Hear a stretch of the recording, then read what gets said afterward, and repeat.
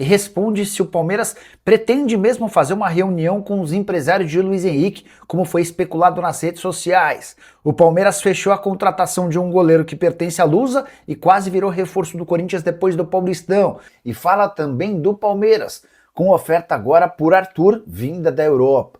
Últimas de mercado, fim do sonho brasileiro em relação a Fabinho e muito mais. Fala aí pessoal, sou Jorge Nicola, bem-vindos a mais um vídeo do canal, sempre bom ter vocês por aqui, sem perder tempo, pedir para deixar like, se inscrever no canal e ativar as notificações. E o ex-volante da seleção brasileira Fabinho, que foi pretendido por vários clubes brasileiros, não está mais desempregado. Ele assinou nesse sábado um contrato com o Trabzonspor da Turquia.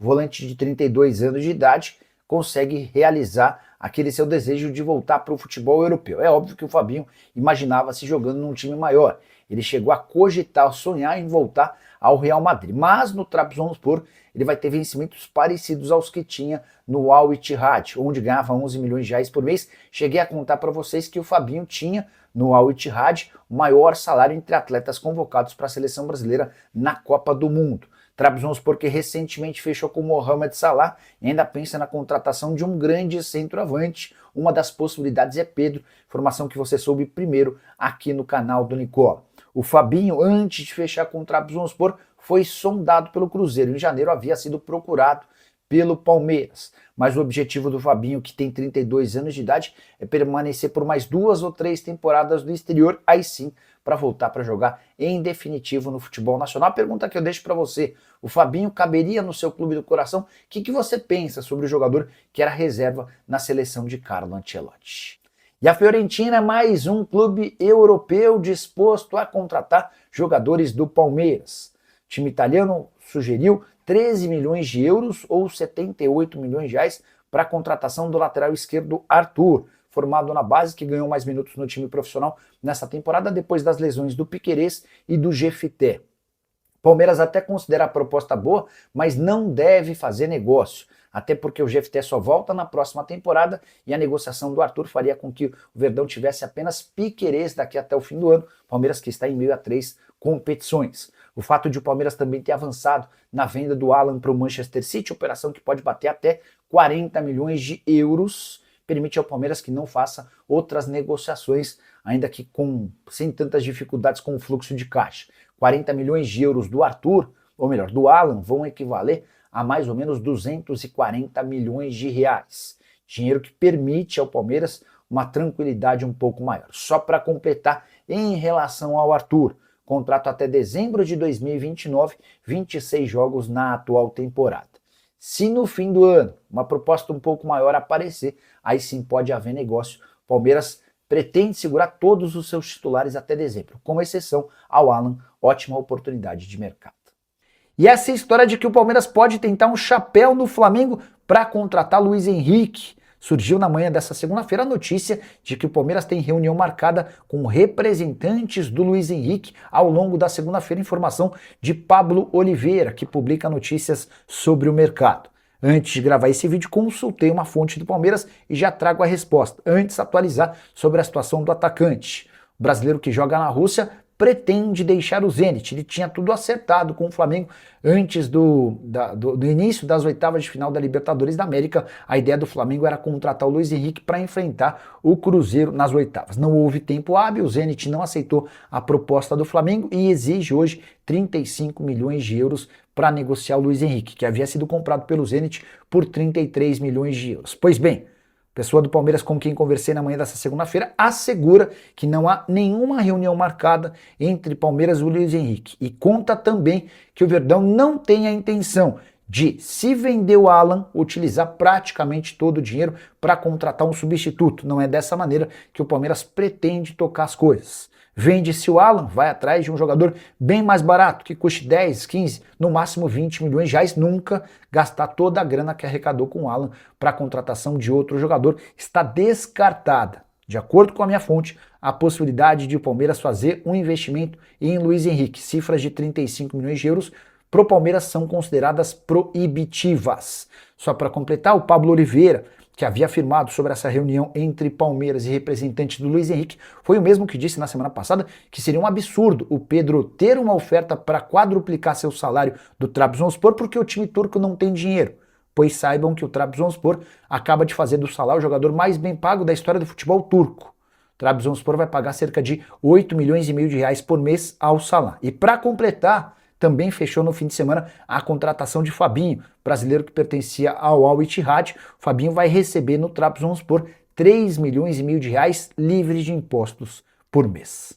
Já o Palmeiras contratou o goleiro da Portuguesa que quase foi parar no Corinthians.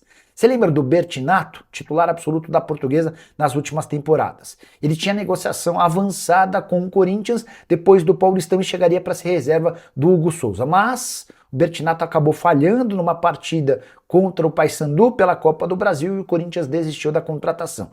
Bertinato seguiu jogando pela Série D, a Portuguesa acabou eliminada nas oitavas de final e ele vinha mantendo a forma física apesar da falta de calendário da Lusa.